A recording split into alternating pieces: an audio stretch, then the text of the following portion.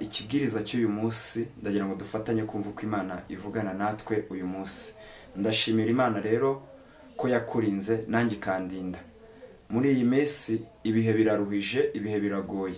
Uyu munsi uraba uri kumwe n'umuntu, ejo mwaba mutari kumwe, ukajya kumva inkuru y'incamugongo, ukumva ngo Satani yamutwaye cyangwa se yagiye mu bundi buryo udasobanutse. Rero hari ibintu bibera hano muri iyi si, muri iyi sanzure tugendamo, ariko twebwe tutazi. Dukwiye kuyoboza imbaraga z'umwuka wera.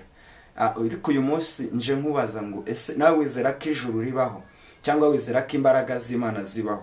Ushobora kuba ugenda gusenga kuko ubona abandi bagiye, ushobora kuba uririmba kuko ubona abandi baririmbye, ushobora kuba wumva abantu ari abahanuzi ukumva ni ibyagenewe umwe, ivugabutumwa ukumva ni iryagenewe umwe. Ariko ndimo ndakubwira ngo uyu munsi Imana ikugize ukundi kuntu. Niyo mpamvu ushaka ko dusengana Imana, ntujye kure, reka tubanze twiragize Imana. Data wa twese uri mu ijuru, ubwami bwawe nibuze, urero urakiranuka, uravuga bikaba, wategeka bigakomera. Twarakubonye mwami, twaba twishimye cyangwa se tubabaye, twabonye imbaraga zawe, twabonye ubutware bwawe, twabonye icyubahiro cyawe. Niyo mpamvu data duciye bugufiya muri iyi saha kugira ngo ineza yawe iziba ari iganze, iba ari itegeka kurusha twebwe uko twategeka. Turabizi yuko igitinyiro n'icyubahiro utatanze ntacyo biba bimaze, ariko ibyo watanze wowe umuntu abyicaramo akabigenderamo ndetse bikabasha no gukora. Twamenye rero yuko ibyawe bikora, aho wadupfiraga ku musaraba ugatanga amaraso yawe y'igiciro cyinshi, twebwe abakwizera twari abo kurimbuka, ariko ubu ngubu ntabwo tukiri abo kurimbuka, ahubwo waturemye udukunze. Wajyaga ubyandika mu gitabo ukabivuga mu migani ugakoresha imbaraga zawe, ariko nitubyumve. Icyatweretse ko data udukunde, icyatweretse ko waturemye uturemeye imirimo myiza ndetse n'ibyiza, icyatweretse yuko utajya wishimira ko Satani atujyanaho umunyago, nuko wohereje umwana wawe w'ikinege Yesu Kristo akadupfira ku musaraba. Icyo ni igiciro cyinshi wabashije kutwereka yuko udukunda. Aragenda arabambwa ku bwacu, aragenda arababazwa ku bwacu. None rero data, tugarutse imbere yawe, ineza yawe ndetse n'icyubahiro cyawe nibibashe kugaragara kuri buri wese. Ndasengera umuntu wese mwami ari bubashe kuba arimo arakurikira kino kibwiriza cyawe, arimo bubashe kuba ari gukurikira buno buhanuzi bwawe. Mu izina rya Kristo, ni wowe uzi igicuka arimo, ni wowe uzi ijoro arimo. Ririya joro kuri we ni rike, kuko yategereje ko ricya byaranze, yategereje yuko abona impinduka byaranze.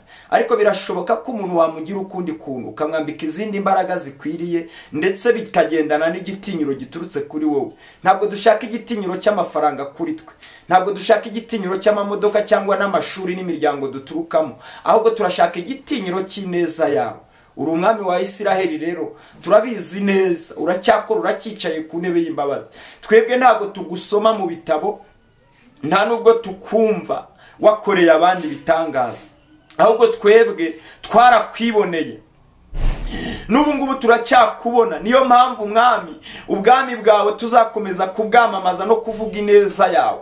Abatakuzi bakakumenya, bakamenya yuko uri umwami n'umukiza, bakamenya ko ukiriho, bakamenya ko utabara, bakamenya ko ugikiza indwara, bakamenya yuko ugikiza karande, bakamenya ko ugikiza abadayimoni, bakamenya yuko data ukibasha gutanga imbaraga z'umwuka wera ndetse n'agakiza. Niyo mpamvu data nje imbere yawe, ndagushimiye, ndakubashye, kubera ko mwami Imana hari uwanyumvishije ejo, hari n'uwanyumvishije ejo bundi.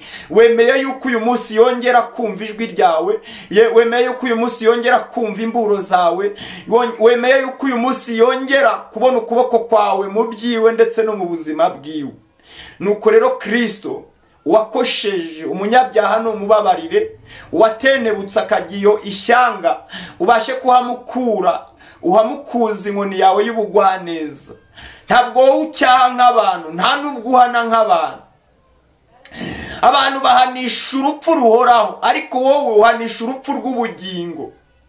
Twamaze kumenya yuko urupfu ariho tuzaca kugira ngo tubone ubugingo buhoraho. Twe rero ntabwo turi muri bamwe bagukurikiye batinya urupfu, kubera yuko urupfu rusobanuye ubuzima.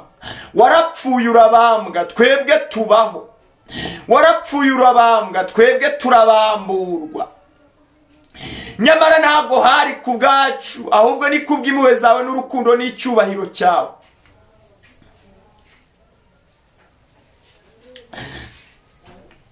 Haleluya Yesu. Mwami, twarakubonye, ntabwo tugushidikanyaho, nta nubwo tukubwirwa n'abandi bantu. Twabonye ineza yawe, tubona n'icyubahiro cyawe, twabonye urukundo rwawe, ntabwo twaruvuga ngo tururondore. Hari aho twari twageze tukabona byose byarangiye, hari aho twari twageze tukabona ibintu byose byashyizwe ku iherezo, hari aho twari twageze twebwe tubona yuko turi abo kurimbuka, tutari abo kubabarirwa. Ariko twarababariwe, duhabwa imbabazi tutari tuzikwiriye. Wowe waratwibutsa tutari abo kwibukwa. Hari igihe twageze tubona burije ntibuzongera no gucya, ariko izi saha waduhaye kukuvugira, utugira abana bawe, utugabiza umurimo wawe. Niyo mpamvu data, umuntu wese yaba ari kumva ubuhanuzi bwawe cyangwa se imbaraga zawe, aho aherereye mu nce zitandukanye, haba hanze y'igihugu, haba mu ntara zitandukanye, ubane nawe mu ruhande rwe, abashe kukubona, ndetse no mu mbaraga ziwe abashe kukubona. Abana b'abantu twebwe dufite imbaraga nkeya, tudafite ubutware bwawe, tudafite imbaraga zawe, tudafite icyubahiro cyawe, tudafite igitinyiro cyawe, ntabwo twabasha kugenda mu iyi sanzure. Ariko ni kenshi twavumwe, wowe ukabasha kuvumura. Ni kenshi twambitswe imyambaro itari yo, ukabasha kuyitwambura, ukatwambika imyambaro yo kwizera no gukiranuka. Niyo mpamvu n'ubu tukikwizera, niyo mpamvu n'ubu tukivuga ineza yawe, niyo mpamvu n'ubu tukivuga icyubahiro cyawe. Tuzakuvuga kuko tutakubwiwe n'abandi, ahubwo turakubona uko bwije n'uko bukeye. Twaba turi kugenda mu nzira, twaba turi mu tuzi twacu dutandukanye, tubona ineza yawe. Hari igihe tutavugaga, ariko ubu ngubu waduhaye icyo kuvuga. Ndaguhamagaje Kristo kugira ngo udafite icyo kuvuga umuhe icyo kuvugaho. Ugira imirimo n'ibitangaza umukorera, bya bindi abona bikomeye, bya bindi abona biremereye, uba ari byo uheraho. Za ndwara zikomeye uba ari zo uheraho, twatuzi twabuze uba ari two uheraho. Igicuku kiri imbere ya buri wese, ni wowe ubasha guhindura umuntu ukundi kuntu, ni wowe ujya ubasha gutanga umucyo ahantu bwije, ahantu hari umwijima. Aho byananiranye ni wowe twabonye uhagera. Nyamara twebwe ntabwo twabasha kubikora. Ubwenge bwacu n'amashuri, imiryango ikomeye yose byarananiwe, ariko wowe ujya ubasha gukora imirimo n'ibitangaza. Ubizi isaha Mwami, ndimo ndakubwira umuntu ubabaye, ndimo ndakubwira umuntu ubabaye, ndimo ndakubwira umuntu uri mu bihe bibi.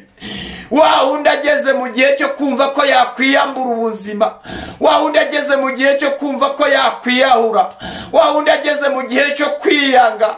Ongera Mwami umwegere, umwibutse ko ukiri ku ntebe y'imbabazi, maze Kristo ubashe kumubabarira ibyaha byiwe, maze Kristo ubashe kumubabarira, umwambika imbaraga, umwambika igitinyiro n'igikundiro. Urero urakiranuka, rero uravuga bikaba. Tuguhaye ikaze na karibu kugira ngo imbaraga zawe z'umwuka wera ziba arizo ziza zidushyigikire. Umuntu wese uri bwumva ijambo ryawe, umuntu wese uri bukurikirana ubutumwa bwawe, umuntu wese uri bukurikirana icyubahiro cyawe ndetse n'ineza yawe, ubashe Mwami Imana kumurengera kandi ubashe kumugirira neza. Nuko rero Kristo ntaba ari twebwe, ahubwo aba ari wowe ubutware bwawe bubuza kwamamariraho. Nukuri Yesu, turagira ngo izina ryawe riba ari ryo rizamuka kandi ryumvikane ku mitima irikeneye, ryumvikane ku bantu bose bashaka kumva ibyawe, ryumvikane ku muntu ugufitiye inyota, yumva ashize inyota, yumva yuko ukiri ku ntebe y'imbabazi kandi ukibabarira. Urakoze Kristo, ndagushimiye, mbisabye nizeye, amen. Mana ishimwe cyane, Mana ishimwe cyane. Ngwaye ikaze wo gukurikirana Team of God TV. Ndagira ngo tuganire amagambo y'Imana. Uyu munsi Imana ikwiyereke, uyu munsi umucyo ubashe kugaragara iwawe, umucyo ubashe kugaragara mu buzima bwawe, umucyo ubashe kugaragara mu mibereho yawe. Hari ibintu ujya wibaza, ese koko ijuru ribaho? twebwe twakurikiye Kristo, ariko ntabwo twamukurikiye kubera yuko iyo wakurikiye Kristo umukurikiye kubera ko runaka wabonye ajyayo nawe ukajyayo, niyo mpamvu uzamuherekeza mu gusarura, ariko mu gihe utamuherekeje mu kubiba, igihe kizagera wowe ugumwuma ugereho urugendo cyangwa se inzira mwari murimo, wowe ucika intege kubera ko utazi impamvu y'urwo rugendo. Uyu munsi rero nje kukubaza ibibazo wibazaga, nze kubisubiza mu buryo bw'umwuka, ntabwo turi bukorere mu mubiri. Imana ni itangiriro ikaba n'iherezo, bivuze ngo dutangirira mu mwuka tugasoreza no mu mwuka. Imbaraga z'Imana rero ntaho zagiye, n'ubu ngubu ziracyakora. Impamvu uruhijwe n'umubiri, impamvu uruhijwe n'urwo rugendo, impamvu ubona ari ibipindu, impamvu wumva bitagufasheho, ni ukubera yuko uru rugendo rurimo nta nzira, nta rwandiko ufite, nta rwandiko rukuyobora. Iyo uba ufite urwandiko rukuyobora, wakamenya yuko ijuru ribaho kandi Yesu ari umwami n'umukiza. Imana ishimwe cyane. Birashoboka ko waba uri hano muri iyi si, birashoboka ko waba wumva abandi bavuga Imana nawe ukayivuga, birashoboka ko waba wumva abandi bavuga Kristo nawe ukamuvuga, ariko ndagira ngo nze gusobanurire Yesu wari we. Yesu ntabwo ari umuntu tuvuga afatika nk'uko n'abandi, arafatika ariko nta nubwo anafatika. Yesu kugira ngo umuboneshe amaso yawe ni ukubanza kwihana ibyaha, ugakiranuka, ukareka gukiranirwa. Gukiranirwa mu yandi magambo ni ukujya mu cyaha ukishimira kuba uri muri icyo kikakuryohera, ugatindana nacyo. Iyo utindanye na Satani rero, igihe kiragera akaguhemba, agushukisha ibyiza ariko bitaramba. Ariko ibyo twakuye kuri Kristo biraramba. Nubwo warwara ariko urwariye muri Yesu, igihe kiragera ukongera ugakira, imbaraga z'Imana zikerekana. Ntabwo Imana tuyishushanyiriza mu bihe cyangwa se mu magare n'amafarashi n'ubutunzi. Imana tuyishushanyiriza yuko izaduha ubugingo buhoraho, kandi ubwo bugingo buhoraho nta muntu ubuhabwa cyambaye uno mubiri, nta muntu ubuhabwa akiri muri uyu mubiri, nta muntu ubuhabwa akiri muri ubu butayu. Ubu butayu butagira amazi nibwo tuzasezera tukajya mu gihugu cyo mu ijuru. Icyo ni ikiguhamiriza yuko ijuru ririho, kubera ko Data wa twese ariho. Yesu yarazutse, amaze kuzuka aravuga ngo ndagiye. Yagiye mu gihugu cyo mu ijuru, aravuga ngo mbasigiye umufasha ari wo Mwuka Wera. Yarabizi ko ngewe nawe tuzageragezwa. Imana ishimwe cyane. Nere busini no. Yarabizi ko nge nawe tuzageragezwa. Ariko uyu munsi ijambo nkuzanira riravuga ngo Imana iguhinduye ukundi kuntu, iguhinduye ukundi kuntu. Wowe hari ibyo wibazaga nyamara utabifitiye igisubizo, hari ibyo watekerezaga utabifitiye igisubizo. Ariko imbaraga z'Imana ntabwo twebwe duhagarara hano imbere ya kamera ngo tuyivuga ari uko tutayibonye, ntabwo tuyivuga ari uko tutari kuyiruzi. Igihe cyose twaje imbere ya kamera, igihe cyose twabyutse ukatubona, igihe cyose twatambutse ukatubona, igihe cyose turimo turavuga ukatwumva, ni imirimo n'ibitangaza. Icyiza cyayo ivubira imvura ababi n'abeza. Bishatse kuvuga iki? Wowe utarakizwa ntabwo yakwihoreye, ahubwo iracyategereje yuko igihe runaka igihu kizakuva mu maso, ukabasha gusobanukirwa ko Yesu ari umwami n'umukiza, ukarushaho kumwizera apana iby'amagambo, ukarushaho kumukurikira apana uko wabirebeye ku bandi. Imana ishimwe cyane. Ndagira ngo tubanze dusome Zaburi.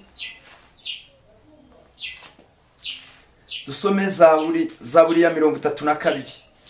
Zaburi 32. Nihangane tubanze dusengere mw'iri jambo. Imana ishimwe cyane. Unyihangane tubanze dusengere mw'iri jambo. Zaburi 32. Zaburi 32 umurongo wa 7. Imana ishimwe cyane. Haranditswe ngo Zaburi 32 umurongo wa 7. Haranditswe ngo ni wowe bwihisho bwanjye, uzandinda amakuba n'ibyago, uzangotesha impundu zishima agakiza. Imana ishimwe. Uyu ni Zaburi, indirimbo ya Dawidi.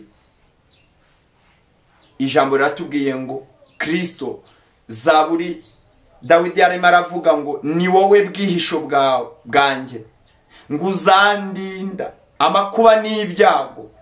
We yari arimo arahamya, mu by'ukuri we yari yaramaze guhishurirwa yuko Imana iriho.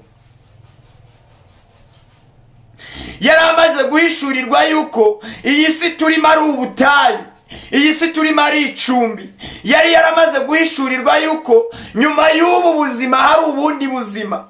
Yari amaze guhishurirwa yuko nyuma y'amarira yawe hari ibindi byishimo. Yari amaze guhishurirwa yuko nyuma y'uburwayi bwawe hari ugukira. Yari amaze guhishurirwa yuko nyuma yo kubona yuko ari wowe wenyine wisigaranye, yuko abawe bagiye uzongera ukababona. Yari amaze guhishurirwa yuko Imana ari imurinda amakuba n'ibyago igihe akiri hano muri iyi si.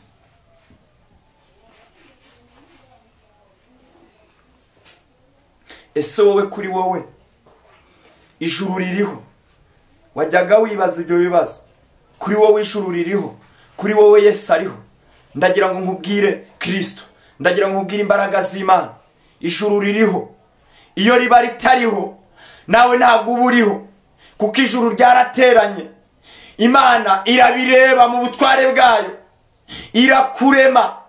Irangije ntiyakurema gutyo gusa, ahubwo ikurema mu ishusho yayo, nayo ikusiga igikundiro. Ubundi igikundiro warakivukanye, warakiremanywe. Ntabwo wowe wavutse uvukanye ibibazo, ahubwo wavutse uri umuntu muzima.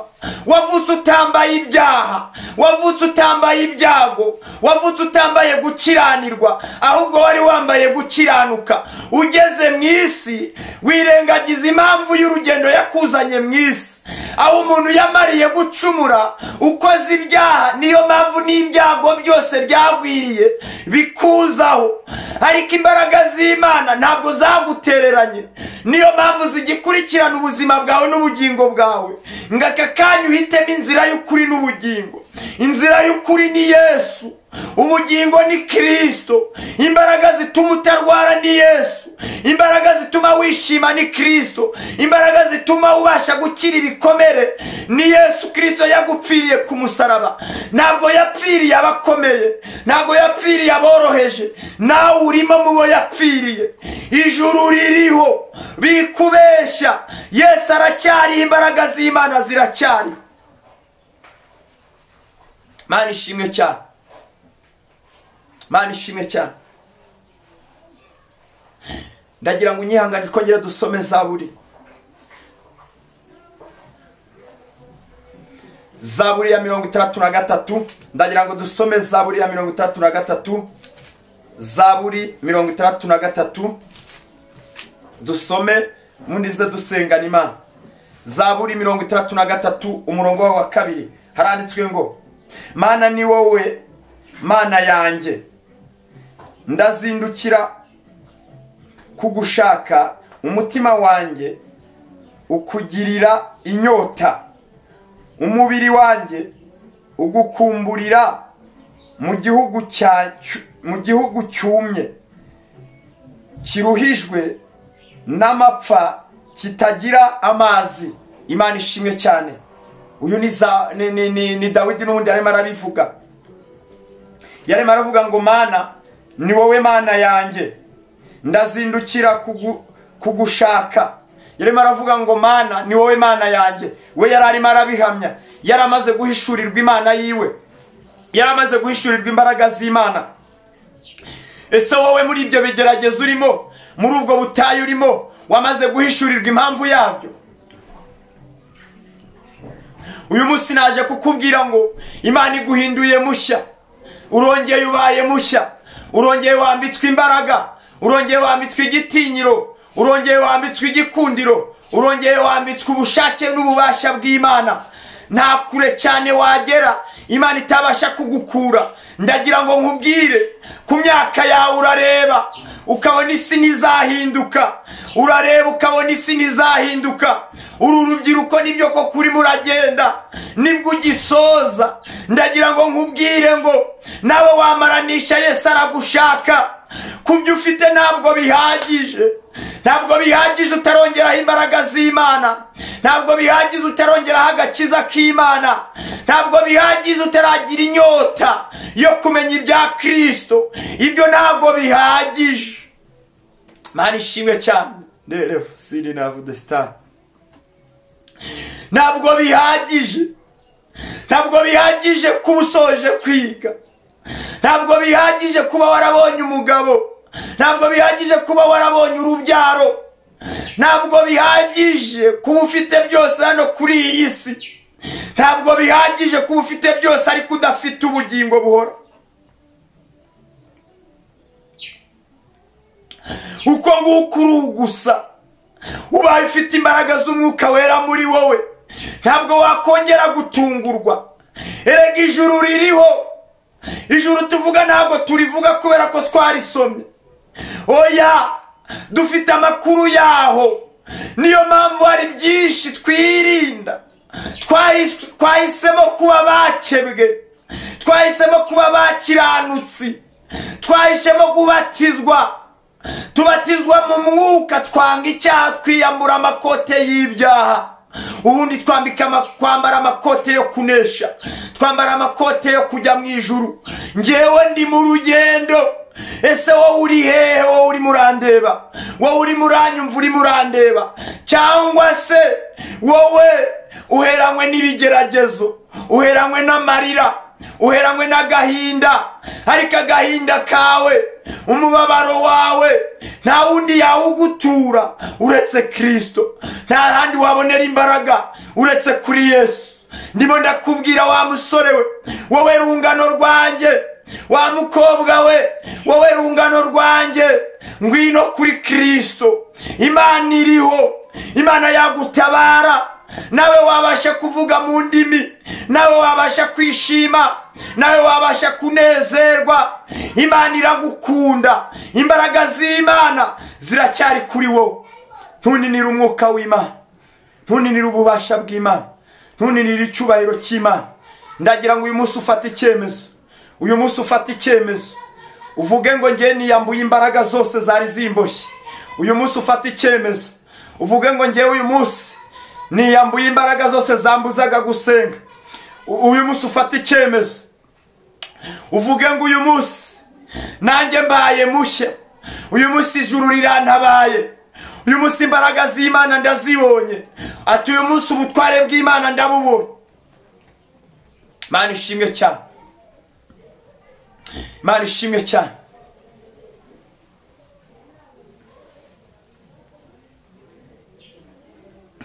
Yesu ari ku ngoma kandi azahora ku ngoma. Uyu munsi naje kukubwira ngo Imana ikugize ukundi kuntu. Ese nawe urashaka ko Imana ikugira ukundi kuntu? Urashaka gusurwa n'Imana uyu munsi? Urashaka gusurwa n'Imana mu kazi kawe ukora? Urashaka gusurwa n'Imana muri ubwo burwayi bwawe? Nyemerera dusengane Imana. Nyemerera Kristo aze muri wowe. Nyemerera imbaraga z'Imana zije muri wowe. Nyemerera ubutware bw'Imana buze muri wowe. Nyemerera icyubahiro cy'Imana kize muri wowe. Bikubeshya, Yesu aracyakora. Ntabwo yareka gukora kubera ko ubutinganyi bwadutse.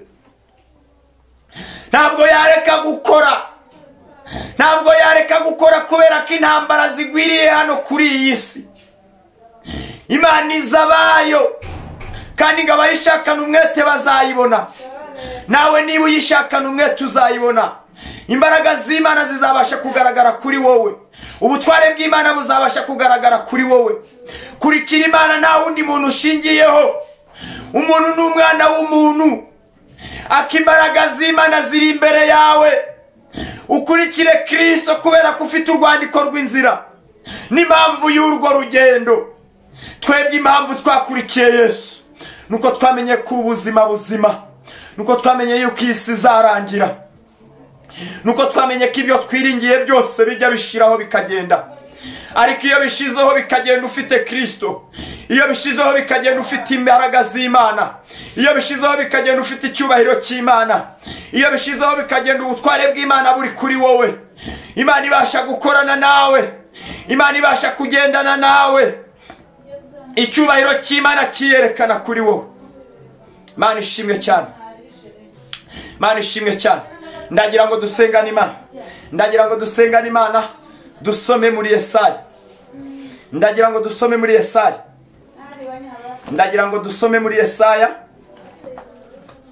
ndagira ngo dusome muri Yesaya, Yesaya 43, Yesaya 43, Yesaya 43 umurongo waho wa 19, Yesaya 43 umurongo wa 19. Imana ishimwe cyane. Imbaraga z'Imana zibashe kukwiyereka, ubutware bw'Imana bubashe kuza kuri wowe. Ndagira ngo dusome Yesaya 43 umurongo wa 19. Aranditswe ngo, dore ngiye gukora ibintu bishya, ubu ko kigiye kwaduka, ntimuzakimenya. Nzaharura inzira mu butayu, ntembeshe imigezi mu kidaturwa. Imana ishimwe. Ijambo riratubwiye ngo, dore ngiye gukora ibintu bishya, ubu ko kigiye kwaduka, ntimuzakimenya. Nzaharura inzira mu butayu, ntembeshe imigezi mu kidaturwa. Imana ishimwe cyane. Imana igiye kugukorera ikintu gishya mu buzima bwawe, Imana igiye kuguhindura mushyashya mu buzima bwawe. Ushobora kuba hari ikintu cyishu kihagazeho, ukavuga ngo ngewe niyambuye ibyaha ntabwo nazongera kubaho muri ubu buzima. Ukavuga ngo niyambuye ibyaha abanyishyuriraga inzu ntabwo bazongera kunyishyurira. Ariko icyo ndimo ndakubwira, imbaraga z'Imana ziri kuri wowe, nizo zirimo ziraguhamagara, ntabwo ari izivuye muri njyewe, kubera ko Kristo ajya ku musaraba yagiyeho agiriyeho nawe. Imbaraga z'Imana ziri kuri wowe, ahubwo kumenya ko zirimo ziragukoresha nicyo kibazo. Ariko Yesu arashaka kugukoresha, arashaka kugukoresha. Hari abantu batazi, hari abantu batasobanukiwe ubutumwa bwiza bariyo mu mihanamanga. Nawe waba umukobwa uvugira Imana, nawe waba umumama uvugira Imana, nawe waba umusore uvugira Imana, nawe waba umugabo uvugira Imana, mu cyiciro urimo icyo ari cyo cyose, ubutware bw'Imana bwakwiyerekana kuri wowe, imbaraga z'Imana zakwiyerekana kuri wowe. Yesu arimo arashaka kugukoresha ngo azatembeshe imigezi mu kidaturwa. Niko umuhanuzi Yesaya atubwiye ngo azemera we akora ibishoboka byose.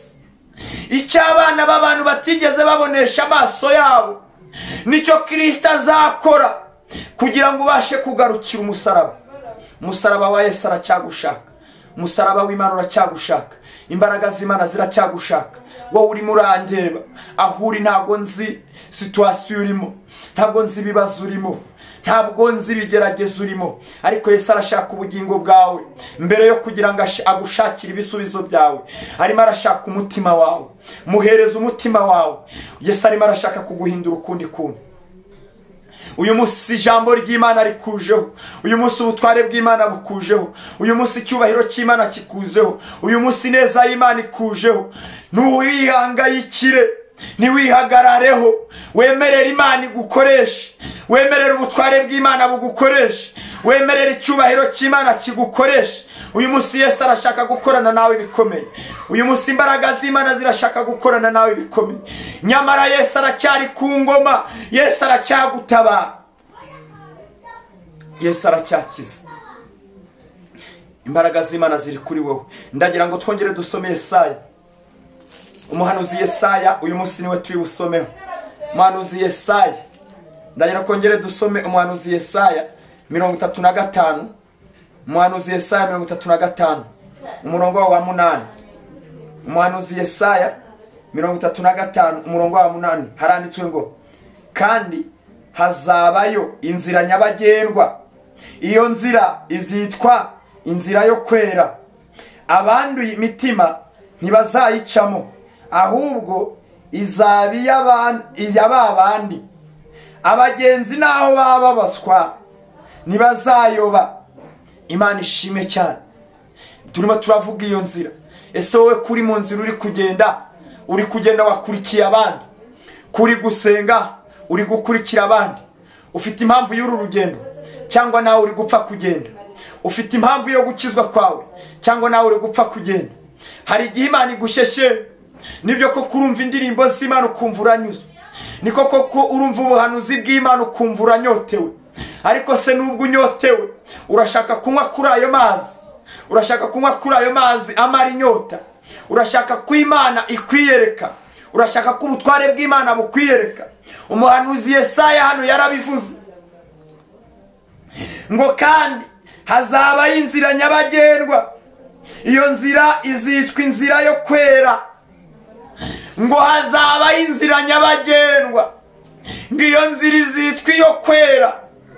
Birashoboka ko uri kugenda mu nzira ukadeviya kubera kunanirwa, birashoboka ko unaniwe gukizwa bitewe n'imyaka umaze utarashaka, birashoboka ko unaniwe gukizwa bitewe n'imyaka umaze mu kigeragezo.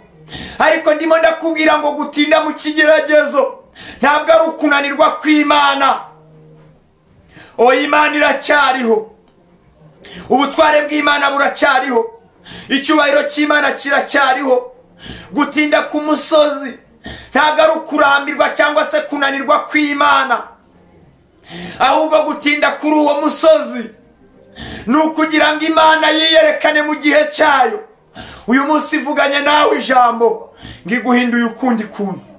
Uburwayi bwari bukuriho burahunze, ubushomeri wari ufite burahunze, nyamara nawe urongeye urashatse biremeye, nyamara nawe urongeye wumvisha ijambo muri wowe. Ndagira ngo niwumva ushize inyota wemerere Kristo, uzamura ikiganza aho uri, uzamura ikiganza aho uri, ubwira Imana ngo Mana uyu munsi ndashaka gukizwa. Ubwira Imana ati Mana uyu munsi ndashaka kwambara imbaraga zawe. Ubwira Imana ati Mana uyu munsi ubutware bwawe ndashaka kububona. Ubwira Imana ati Mana uyu munsi neza yawe ndashaka kuyibona. Ubwira Imana ati Mana uyu munsi icyubahiro cyawe ndashaka kukibona. Nta handi biva, nubwo wabona umuntu aseka, nubwo wabona aririmba, nta handi biva ni mu mbaraga z'Imana, ni mu mwuka wera. Iyo bavuze umwuka wera wowe wumva iki? Iyo bavuze umwuka wera wowe wumva iki? Iyo bavuze ijuru wumva iki? Iyo bavuze umusaraba wumva iki? Iyo bavuze umusaraba jya wumva gutabarwa, jya wumva gukira. Nibavuga ijuru wumve guhanagurwa amarira. Mana ishimwe cyane. Nibavuga ijuru ujye wumva kuremwa kw'ibintu bishya kuri wowe. Nibavuga Yesu ujye ubona indwara zihunga kuri wowe. Ubutware bw'Imana buracyari ku ntebe y'imbabazi, icyubahiro cy'Imana kiracyari ku ntebe y'imbabazi. Nawe Yesu aragushaka, nawe imbaraga z'Imana ziragushaka, nawe icyubahiro cy'Imana kiragushaka. Ndashaka gusengana nawe uyu munsi, ndashaka gufata icyemezo uyu munsi, Yesu akaguhindura mushya. Ijuru ririho, imbaraga z'Imana ziriho, ubutware bw'Imana buriho. Ndashaka ko uyu munsi ufata icyemezo, ndashaka ko iyi saha ufata icyemezo, nawe ukavuga ngo uyu munsi ndashaka gukurikira Kristo, nawe ukavuga ngo uyu munsi ndashaka gukurikira Imana. Ndagira ngo dusengane Imana. Ndagira ngo ngusabe niba ari ubwa mbere duteranye hano kuri Team of God TV, niba utarakanze subscribe ujye uyikande, usharinge buno butumwa bwiza n'abandi bose babashe kumenya uko Kristo avuga, babashe kumenya imbaraga z'Imana ko zibasha gutabara. Uyu mwaka n'uwawe, Imana iguhinduye mushya. Ndimo ndagusaba kugira ngo wemerere Kristo niwihagarareho. Nawe waba mwiza uvugana n'Imana, wagira ayo mashuri uvugana n'Imana, wagira ayo mafaranga uvugana n'Imana. Ikiraro urimo, ubutayu urimo, nta wundi yabugukuramo uretse Kristo. Ijambo rirakubwiye ngo Imana iguhinduye mushya. Nyemerera rero uyu munsi dusengana Imana. Imana ikwishimire, Imana iguha imbaraga, Imana iguha imbabazi, igitinyiro n'igikundiro cyayo kibashe kukugaragaraho. Ndimo ndakubwira ngo Yesu aracyariho, ijuru ririho. Niyo mpamvu tumaranisha, kubera ko tuzi yuko buno buzima buzima hari igihe kizagera natwe tugatabarwa, hari igihe kizagera natwe tugataha. Ndi mu bahamya bazaritaha. Ese nawe wumva ukijijwe? Niba udakijijwe, niba ushaka kwakira Yesu nk'umwami n'umukiza, ubuzima bwawe bugahinduka, niba ushaka kumva amahoro muri wowe, iringire Yesu, iringire Kristo. Niba ushaka gusubizwa utabanjije gutakira abana b'abantu, niba ushaka gusubizwa utabanjije kuririra abana b'abantu, iringire imbaraga z'Imana, iringire ubutware bw'Imana, iringire icyubahiro cy'Imana. Nta handi biva ni mu gusenga, nta handi biva ni mu mbaraga z'Imana, nta handi biva ni mu butware bw'Imana. Ndimo ndakubwira yuko imbaraga z'Imana zikiri ku ntebe y'imbabazi, ubutware bw'Imana buracyari ku ntebe y'imbabazi. Yesu rero aricaye, arimo araguhamagara. Wowe aho ngaho uri, ngwino Yesu aragushaka. Wowe aho ngaho uri mu bupfubyi, Yesu aragushaka. Wowe aho ngaho uri mu bupfakazi, Yesu aragushaka. Wowe aho ngaho utinze mu burwayi, Yesu aragushaka. Wowe aho ngaho utinze muri icyo gicuku, Yesu aragushaka. Vugira Imana, vugira Imana, emerera Kristo, emerera imbaraga z'Imana ziza zigira icyo zihindura kuri wowe. Yesu aragushaka. Imbaraga z'Imana ziracyashaka ku buzima bwawe, imbaraga z'Imana ziracyashaka